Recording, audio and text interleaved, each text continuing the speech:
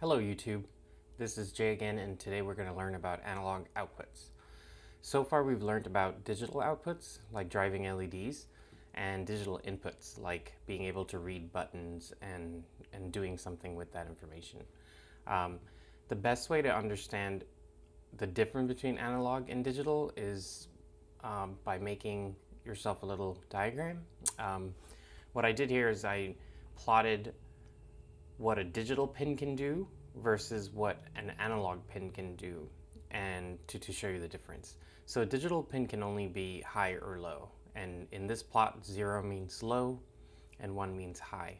Also, it's the same thing as 0 meaning ground or 0 voltage, and 1 meaning high meaning 5 volts. So for your Arduino Uno, 5 volts and 0 volts. An analog pin, on the other hand, can go from 0 volts to 5 volts and anything in between. It doesn't have to be just high or low or on or off. It can go 1.5 volts, it can go 2.5 volts, it can go 3.5 volts, and anything in between.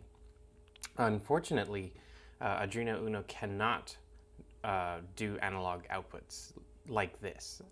This is the real way of creating analog outputs, but the Arduino does not have any hardware to do precise analog outputs.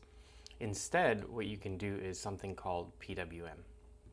And in PWM, what you can do is you can take a pin and you can toggle it high and low really fast, so it can simulate driving.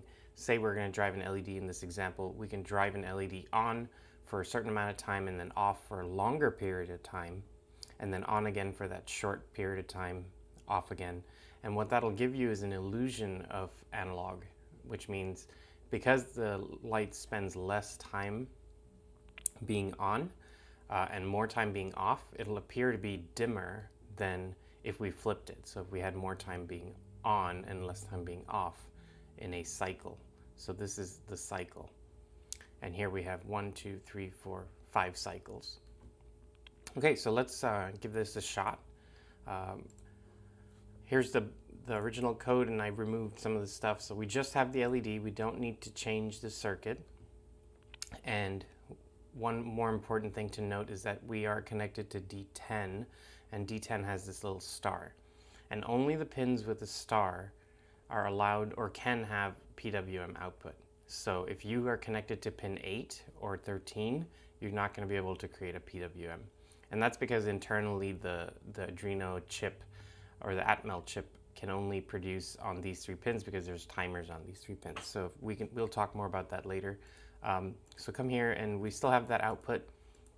Now what we're going to do is just go analog write LED, comma.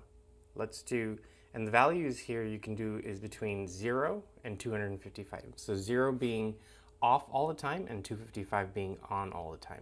So let's say 150 a shot. And let's go ahead and program this.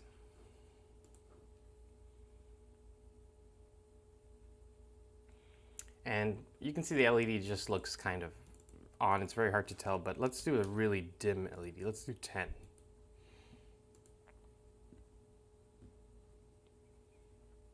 And there you go. You can see it's really dim.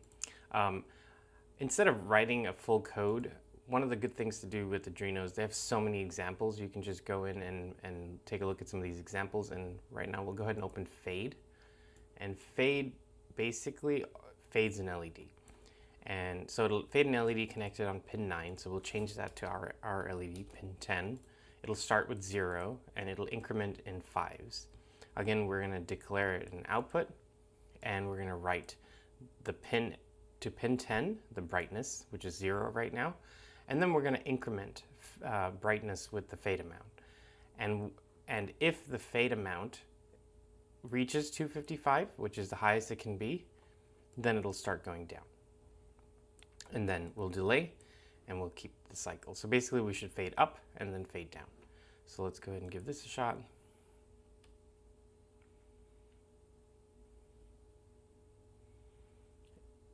And there you go. So you can see the LEDs fading in and out at increments of 5.